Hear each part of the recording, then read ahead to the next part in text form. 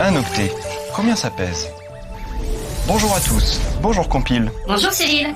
Est-ce que tu sais combien pèse un octet? Oui, ça pèse 8 bits. Ah oui, mais combien pèse un bit?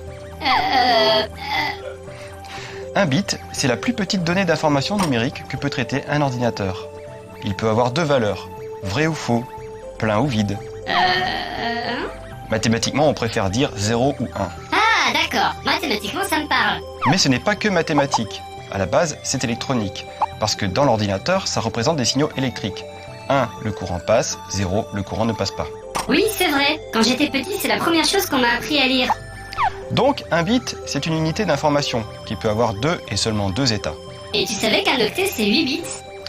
Oui, tu l'as déjà dit tout à l'heure. Arrête de te vanter avec tes bits. Effectivement, un octet est composé de 8 bits. Il n'y a pas de raison particulière, c'est juste une convention. Un bit peut prendre deux états. Un octet peut donc prendre 256 états différents.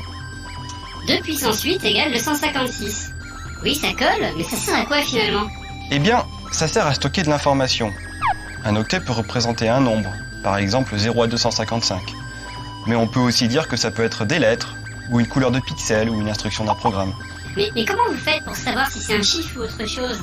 Parce que moi, dans ma tête, j'ai que des 0 et des 1. Ça, c'est une autre histoire et c'est un peu plus compliqué. Ce qui est important à retenir, c'est que l'octet est une unité d'information, de la même manière que le mètre est une unité de longueur et que le kilogramme est une unité de masse. Ah, c'est pour ça que les humains parlent du poids d'un fichier. Parce que moi, quand mon disque dur se remplit, il ne pèse pas plus lourd en kilogrammes. Ah, c'est normal, c'est de l'information.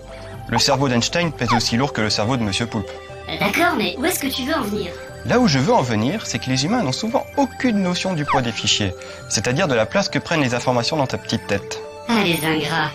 Par exemple, est-ce qu'on voit les humains aller au marché et dire « Bonjour, je voudrais 34 tonnes de pommes ». Je sais pas, je vais pas au marché. Est-ce qu'on entend les humains dire « Ouais, elle a l'air cool la tour Eiffel que tu as visitée cet été. Est-ce que tu pourrais me l'envoyer par la poste ?» Je n'ai pas ça en mémoire.